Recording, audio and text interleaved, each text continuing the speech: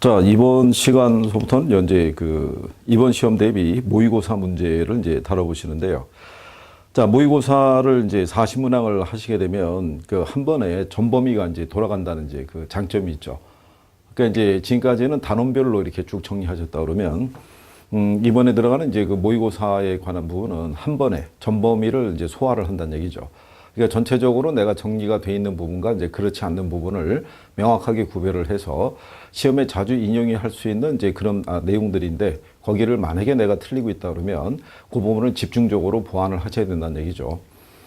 어쨌든 간에 선택과 집중을 잘 하셔야 된다는 얘기죠.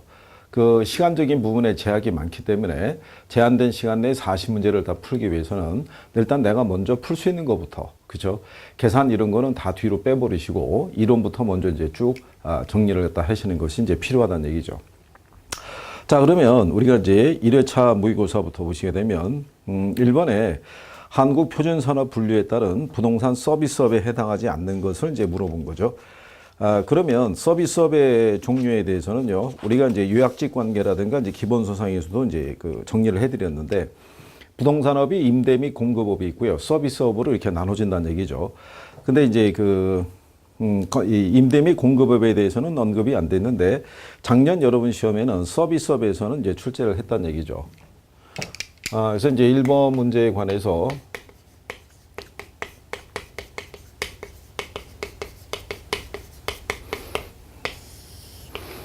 여기 보시면은 이제 우리가 이 물어본 거는 서비스업이고요. 우리가 부동산업을 나누면은 임대 및 공급업이라고 이렇게 돼 있고요. 그 다음에 이제 이 부동산 서비스업이라고 돼 있다는 얘기죠. 근데 이 서비스업에 대한 거를 우리가 이제 다시 또 나누게 되면은, 요게, 부동산 관리업이라는 게 있고요. 그 다음에 이제 여기 들어가는 게 이제 중개 및 대리업.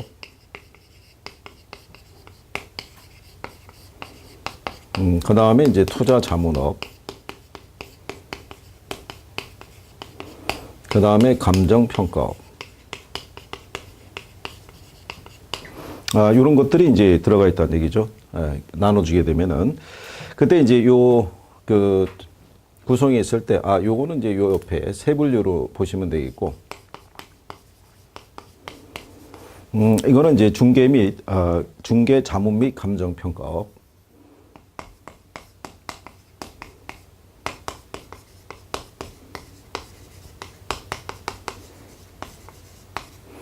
자, 이렇게 돼 있을 때 작년 여러분 시험에 나온 게 요게 나온 거죠. 관리업. 주거용하고 그 다음에 비주거용. 이렇게 나눴을 때 그 예시가 뭐가 되냐면요. 주거용이 아파트 관리. 그 다음에 비주거용이 이제 사무실 관리. 이렇게 해서 네 개가 지문으로 들어와서 그 상업용 시설에 대한 관리에 대한 부분을 집어넣고, 틀린 거를 이제 유도했던 적이 있죠. 그래서 이제 요거는 이제 한번 인용을 했기 때문에 큰 이제 변화는 없을 것이고요. 중개 자문 및 이제 감정 평가 이렇게 돼 있을 때 여기서는 요 자문이라는 게 새로 들어간 거죠. 자문. 그래서 자문이 들어갔고 그다음에 요걸 이제 세분하게 되면 중개 및 대리업이라고 들어가 있고요. 그다음에 투자 자문업이라고 신설을 했고요. 감정 평가업은 그냥 그대로 원래 있던 대로. 그래서 여기서는 요 대리업, 그 다음에 투자 자문업, 요게 이제 들어간 거죠. 그래서 이렇게 하게 되면은 이제 5가지가 이제 언급이 될 수 있다는 얘기죠. 그래서 혹시 만약에 여기서 틀리게 주게 된다 그러면은 이쪽에 임대 및 공급업에서 주거용 건물 임대업 이런 것들이 들어가서 임대라든가 이제 공급이라든가 이런 것들이 들어가게 되면은 틀리다라고 생각하시면 되겠고, 그 다음에 임대 및 공급업에서는요, 이걸 세분하게 되면 여기는 3가지가 돼요. 주거용, 비주거용, 그 다음에 기타 부동산 들어가는데 여기는 기타가 없죠. 그래서 그 정도는 이제 기억 정도 해두시면 될 것 같아요. 그래서 이제 1번은 답이 5번이 된다는 거죠. 그래서 이거는 왜 또 이제 문제 넣어서 이제 우리가 정리해 보냐면요. 예년에 이게 문제로 2번 나왔었어요. 그 이전에. 2번 나왔을 때 같이 묶어서 그러니까 연차로 이제 연속으로 해서 한번 출제했던 선례가 있어서 이렇게 해서 우리가 한번 확인 한번 한다는 차원에서 정리해 보는 거죠. 그 다음에 이제 부동산 활동상에 있을 때 토지의 분류죠. 토지의 분류가 나오면 일단 이제 이 문제상에서 옳은 거를 물어본 거죠. 예, 그러면 이제 5번에 가게 되면 포괄적인 용어라고 들어가 있죠. 그러면 이제 부지를 생각하시면 돼요. 우리가 이제 일반적으로 그 5번 질문이죠.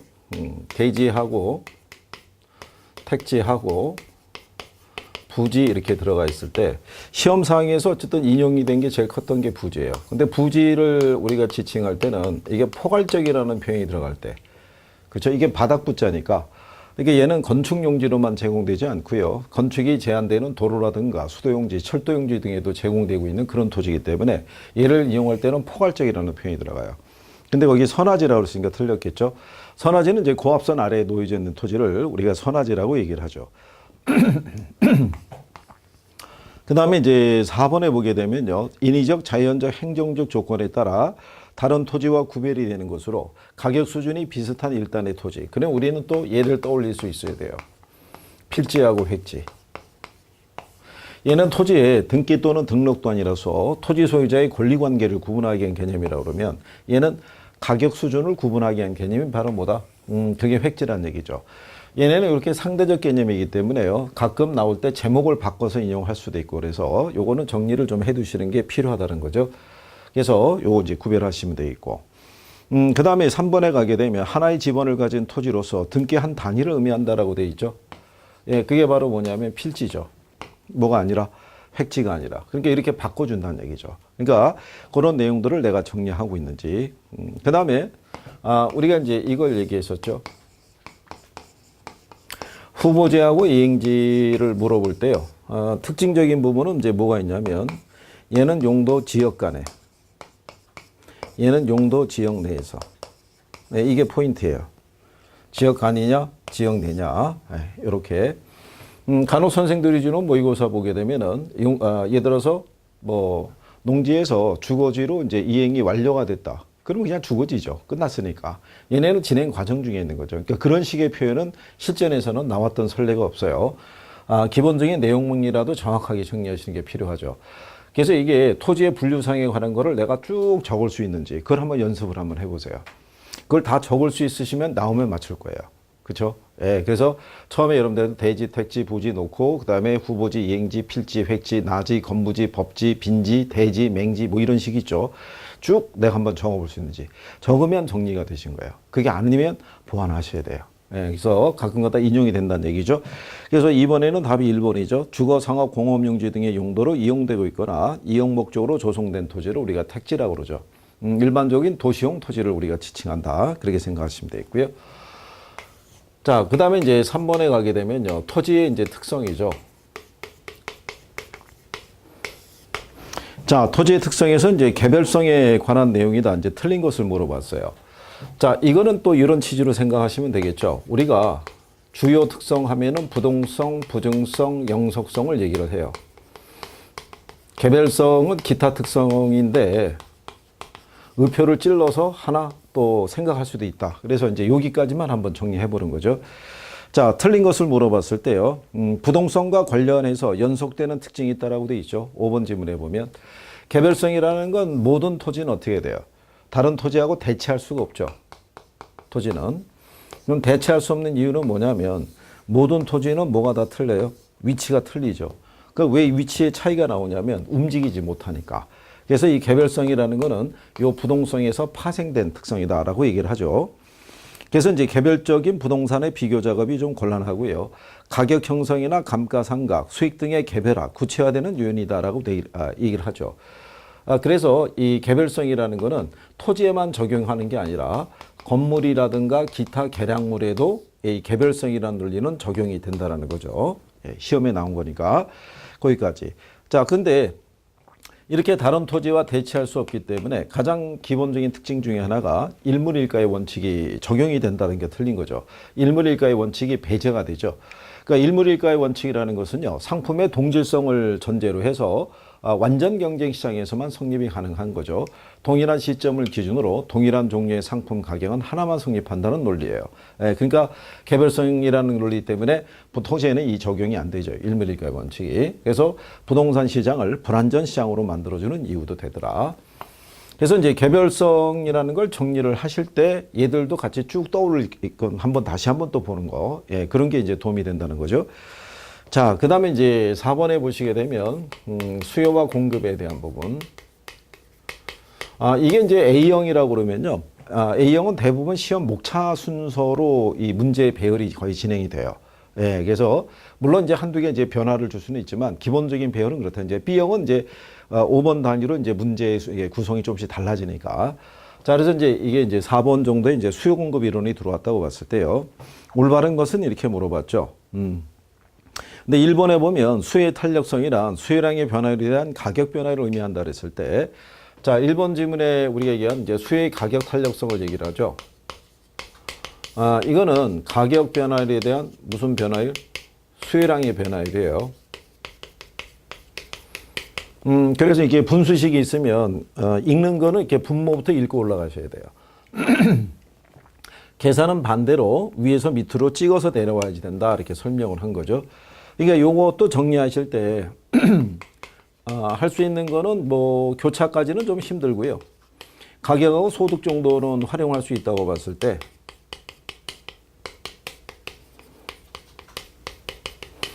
자, 가격 탄력성 그러면요. 뭐가 먼저 나와야 돼요? 가격. 가격의 변화에 대한 수요량의 변화율. 소득 탄력성 그러면 소득의 변화에 대한 수요량의 변화를 의미하는 거예요. 자, 그 얘기는요. 여기 있는 요 수요량들은 종속 변수고 가격이 독립 변수죠. 그러니까 요 독립 변수가 변함에 따라 얘들이 변하는 거예요. 종속 변수가. 그래서 지문으로 표현할 때 4번에 보면은 1번이 틀린 거죠. 수요 탄력성이란 수요량의 변화에 대한 가격 변화율이 아니라 가격 변화율에 대한 수요량의 변화를 얘기하는 거예요. 즉 가격이 1% 변할 때 얘가 몇 프로의 크기로 변했는지를 우리가 수치로 확인하는 거예요. 얘도 마찬가지고. 예, 그러니까 얘들이 중심이란 얘기죠. 얘들이. 그래서 읽을 때 항상 얘들이 먼저 나오게끔. 예, 그거 착각하시면 안 되겠죠. 근래 보면은 작년 문제도 한 3개 정도가 분모 분자를 바꿔서 유인을 했으니까 그런 정도요. 그 다음에 2번에 가면 탄력성이 크다라는 거. 자, 그럼 우리가 이 가격 탄력성 안에 들어가게 되면요. 이게 탄력적이라는 게 있고 비탄력적이라는 게 있죠. 근데 이제 중간에 기준이 되는 게 뭐가 있냐면 단위 탄력적이라고 있어요. 단위 탄력적이라는 것은 가격의 변화율과 무슨 변화율이 같다는 얘기예요? 수요량의 변화율이 같다는 얘기예요. 그렇죠? 네, 그러니까 탄력적이라는 것은요. 그러니까 가격과 수요량의 변화율이 같으니까 얘가 1이거든요. 그러니까 1보다 크면 탄력적, 적으면 비탄력적이에요. 그러니까 탄력적이라는 것은 가격 변화율보다 무슨 변화율이 크다? 수요량 변화율이 큰 거고, 비탄력적이라는 것은 가격 변화율에 비해서 수요량의 변화율이 작은 거예요. 그래서 탄력성이 크다는 얘기는 양의 변화보다 가격의 변화가 크다라고 그랬으니까 틀렸다는 얘기죠. 가격의 변화보다 무슨 변화가 크다? 양의 변화가 크다라는 거죠. 그 다음에 이제 3번에 비탄력적일 때 이렇게 돼 있을 때요. 자, 요것도 이렇게 정리하시면 돼요. 그냥, 자, 가격 탄력성과 임대업자의 총수익 관계를 물어봤을 때 그냥 하나의 공식처럼 그냥 기억을 하세요. 자, 우리가 비탄력적일 때 있죠. 임대료라든가 가격을 올리면 수입이 늘어나요. 얘네를 내리면 수입이 줄어요. 그러니까는 비탄력적일 때 뭐 하냐면 이게 비례한다는 거예요. 비례. 그러니까는 그것만 잘 연상하세요. 수입을 물어볼 때는 비탄력적일 때 올리면 수입 늘고 내리면 수입이 주는 거예요. 근데 탄력적인 거는 반대예요. 탄력적일 때는 올리면 수입이 줄고 내리면 수입이 늘어나요. 그러니까 요것만 기준으로 해서. 그래서 이제 거기 4번 지문에 보면 비탄력적이죠. 임대료를 올리면 수입이 늘어나야 되는데 감소한다 그랬으니까 틀렸다는 얘기죠. 그렇죠? 자, 그 다음에 5번에 보면 수요자의 소득이 증가함에 따라 수요의 가격 탄력성은 커진다니까 틀린 거죠. 가격 탄력성이 아니라 소득 탄력성이 커져야겠죠. 예, 그래서 답은 4번에 부동산 시장에서 단기적으로 수요와 공급은 다 비탄력적이라는 얘기죠. 그 얘기는 수요와 공급의 탄력성에 영향을 주는 요인들은 여러분들이 기본적으로 구별을 하셔야 돼요. 수요했을 때 대체재 존재 유무라든가 기간 들어가죠. 용도 전환의 용이성 이렇게 들어가는 것들을 이렇게 쭉 기본적으로 정리는 꼭 해두셔야 된다는 거죠. 자, 그래서 거기까지 이제 정리하신 거고요. 그 다음에 이제 경제편에서 보게 되면요. 5번에 아파트 시장의 수요량의 변화로 맞는 거를 물어봤어요. 그 얘기는 무슨 얘기냐면 이 탄력성이라는 거를 물어볼 때는요. 얘가 이론으로 출제할 수도 있고요. 계산 문제도 나올 수 있고 두 개가 같이 다 나올 수도 있어요. 예, 탄력성을 물어볼 때는. 그러니까 이제 기본적인 거는 정리하셔야 되는데, 자, 그렇게 나와 있을 때 아파트 수의 가격 탄력성이 있고요. 가격 변화하고 소득 변화가 주어져 있고, 이제 그런 건 이제 이렇게 대입하시면 되죠.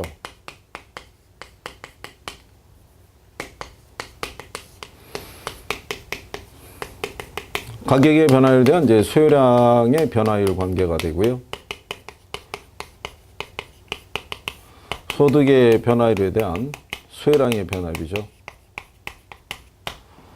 자, 그랬을 때 이제 거기 보시면 우리가 이제 분수식에서는 변수가 3개가 있어요. 근데 2개를 주죠. 거기 보시게 되면 가격 탄력성은 0.5 주고요. 소득 탄력성은 얼마를 주냐면 1.5를 준 거죠. 그 다음에 이제 가격이 4% 상승하고요. 그 다음에 소득이 2%가 증가했다는 거죠. 그러면 그냥 찾아서 가서 곱하시면 돼요. 뭐를 구하라고 그럴 때? 양을 구하라고 그럴 때. 그죠? 네, 그러면 4 곱하기 0.5면 여기서 얘가 상승하면요. 가격과 수요량은 반비례니까 얘가 줄죠. 그렇죠? 근데 소득이 증가하면 수요량은 늘죠. 소득 탄력성이 1.5라는 얘기는 정상제라는 얘기죠. 그렇죠? 예. 2 곱하기 1.5 하면은 얘는 3%가 늘어나는 거죠.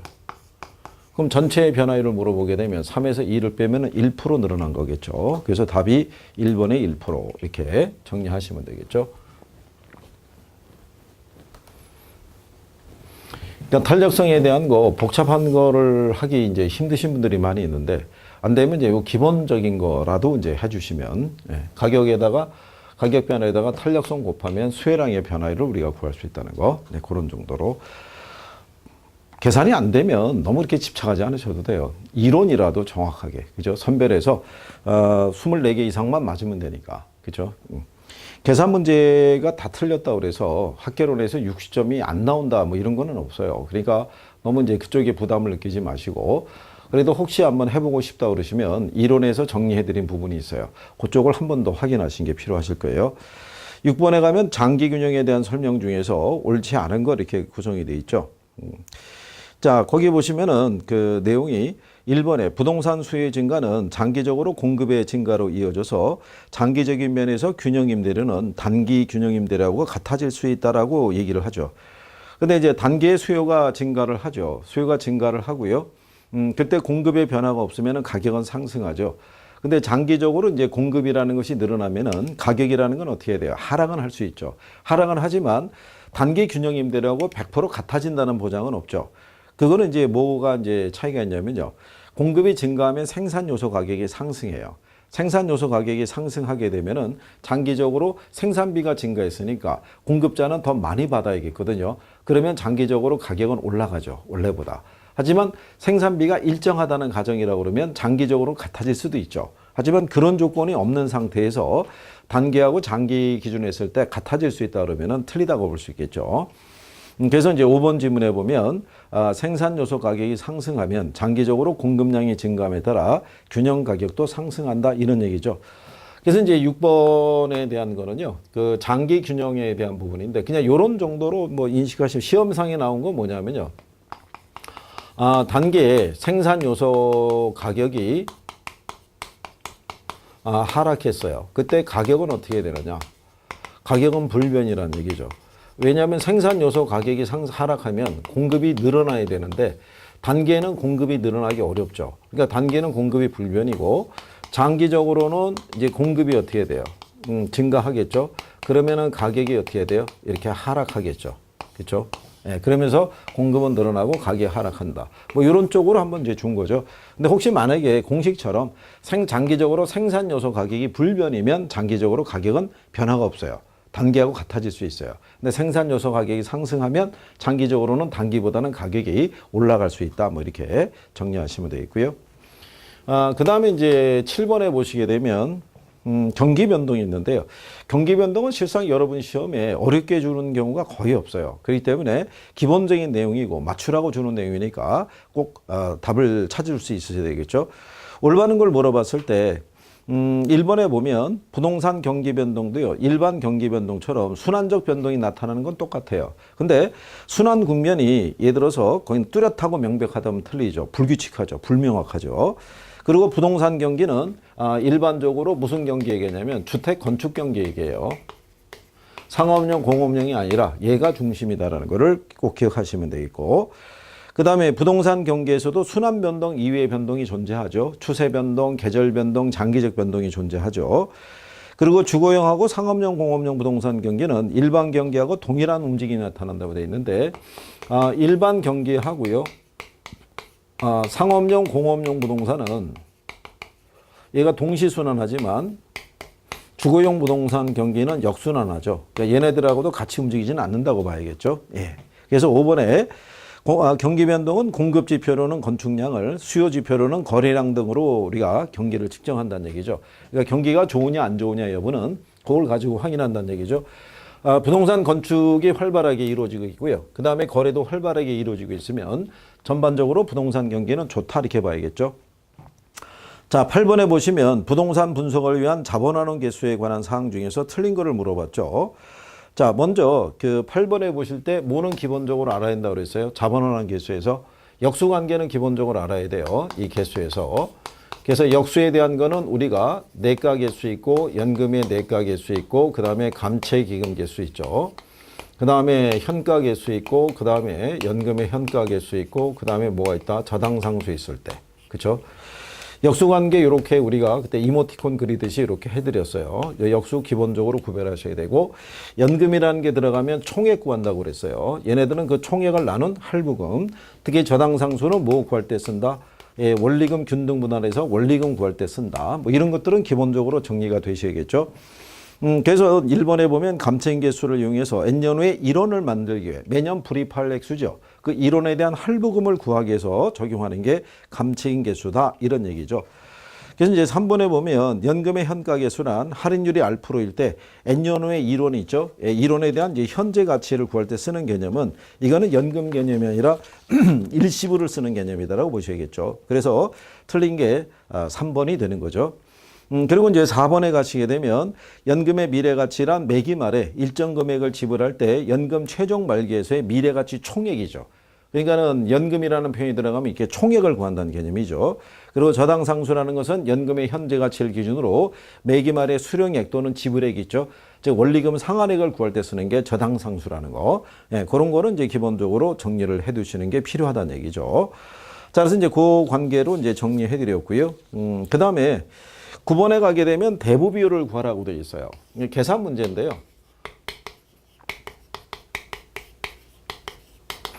그러면 이 대부 비율을 구할 때 매매 가격이 1억 원이라는 얘기죠.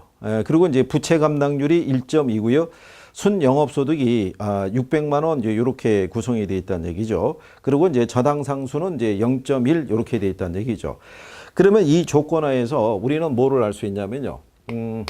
내가 융자를 받을 수 있는 융자금을 계산하는 공식이 뭐냐면요. 순영업소득에다가요. 부채 감당률. 여기에다가 저당상수를 곱하면 융자금을 구할 수 있죠. 그럼 그 얘기는 뭐냐면 대부 비율이라는 게 부동산 가치에 대한 융자금의 크기를 백분율로 나타낸 거거든요. 근데 지금 매매 가격이 1억이라고 그랬으니까 융자금 우리가 찾으면 되죠. 근데 거기 보면은 이제 순 영업소득이 얼마냐면요. 600만 원이죠. 그렇죠? 근데 부채 감당률이 얼마냐면 1.2고요. 저당상수가 0.1이죠. 이거 곱하면은 0.12 나오거든요. 600을 0.12로 할인하게 되면 얘가 5천 나와요. 그렇죠? 그러면 1억에 대한 5천이면은 몇 프로? 50% 이렇게. 그래서 혹시 그 기출에서는 이제 요걸 가지고 최대 융자 가능 금액을 계산하라고 이렇게 유도할 수 있거든요.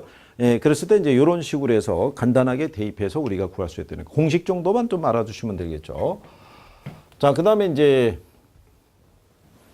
10번에 보시게 되면 다음 중에서 포트폴리오의 기대 수익과 위험에 관한 설명으로 이제 옳은 거를 물어본 거죠. 자, 포트폴리오를 구성하는 개별 자산 간의 상관관계가 높을수록 위험은 감소한다고 그랬는데 우리가 분산 효과를 우리가 계산할 때요. 포트폴리오 효과죠. 상관계수는 마이너스 1에서부터 1까지 존재하죠. 여기서가 분산 효과가 최대가 되고요. 여기가 가장 최소가 되죠. 그러니까는 상간 개수가 작을수록 분산 효과가 커지는 거죠. 표준 편차는 개별 자산의 표준 편차를 가중 평균했다 그랬으니까 틀렸다는 얘기죠. 예, 그래서 우리가 수익에 대한 거는 기대 수익을 가중 평균해서 구하지만 위험에 대한 거는 틀리죠. 체계적 위험과 비체계적 위험이 나눠지기 때문에. 그래서 이제 답이 3번이죠. 개별 자산의 기대 수익을 가중 평균한 것과 같다는 얘기죠. 다만 이제 포트폴리오 수익률도요.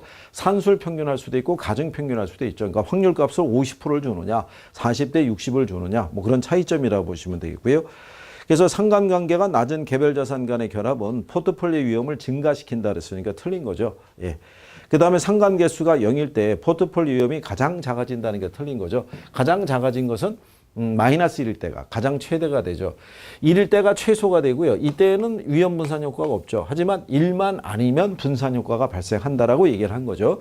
그래서 포트폴리오 논리도 기억은 해 두셔야겠죠. 자, 그 다음에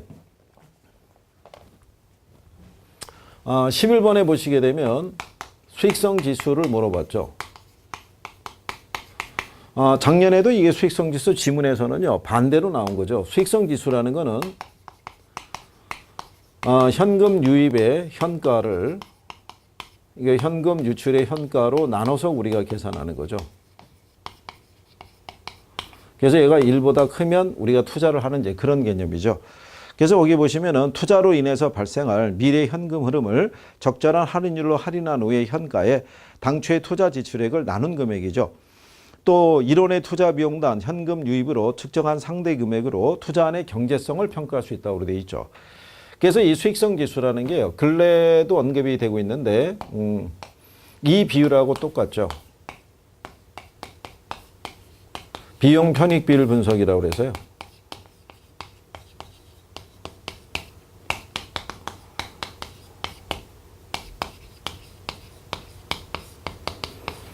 그러니까 개발 사업에 대한 경제성 분석을 할 때는요, 이 비율을 분석하는 거죠. 그래서 최근에 그건 4대 강에 관한 이제 이런 비율 분석이 있죠. 비용 대비 편익에 대한 비율을 측정했더니 1도 안 나오더라. 0.2, 0.25 이렇게 나왔다는 얘기는 비용 대비 편익의 크기가 크지 않죠. 특히 공영개발 같은 경우는 여기다 사회적 편익을 대입하거든요. 그래서 어쨌든 이런 식으로 투자 안에 어떤 이제 경제성 여부를 측정할 때 수익성 지수를 우리가 활용하고 있다. 그래서 얘는 유입을 유출로 나눈 값이라는 거. 그쵸? 예, 그거는 기억을 해 두셔야겠죠. 수년가는 어떻게 하는 거예요? 유입에서 유출을, 유입의 현가에서 유출의 현가를 뺀 거죠. 예, 그 다음에 얘는 나눈 거. 그래서 이제 그렇게 정리하시는 게 필요하다는 거죠. 자, 12번에 보면요. 주택 보유자가 주택을 담보로 제공하고 1,000만 원을 차입한 후에 3년 동안 매년 말에 원리금을 균등분할을 하겠다고 상환했다는 얘기죠. 예, 금융기관은 이제 대출 잔액에 대해서 연 6% 이자를 수취할 예정이다. 이때 주택 보유자가 매년 지급해야 될 연 불이익은 얼마냐라고 물어본 거죠.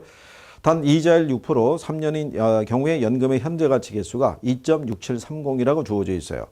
그럼 원리금을 구해야 되면은 우리가 저당상수를 써야 되는데 저당상수가 안 들어오고 연금의 현가 개수가 들어왔다는 얘기거든요. 그러면 연금의 현가 개수를 우리가 대입한다는 얘기는 그거를 자, 우리가 여기 나와 있는 원리금이 있죠. 예. 이거를 연금의 현가 개수분의 1이 있죠. 역수는 그 수를 1로 나눈 거니까. 그죠? 이렇게 해서 올라가면 그 1,000만 원이 그냥 원금이니까 1이. 그러니까 1,000만 원을 연금의 현가 개수인 거기 나와 있는 대로 2.6730을 줬다는 얘기죠. 그걸로 나누시게 되면은 그러면은 이제 그 나온 금액이 374만 1,100원 이렇게 나온다는 얘기죠. 그러니까 이제 요거는 이제 무슨 얘기냐면요. 매경 갚아나가는 원리금을 구해야 되겠는데 그거를 줄 때 뭐를 사용하면 되냐면 연금의 현가 개수의 역수를 쓰면 되는 거죠. 그게 저당상수죠. 그러니까 최근에 여러분 시험에서도 그런 식의 표현을 언급을 했으니까 예, 그런 내용 정도도 대비하고 계시는 게 필요할 거예요. 그래서 연금 이제 현가 개수의 역수 뭐냐 이제 이렇게 해서 물어볼 수 있으니까.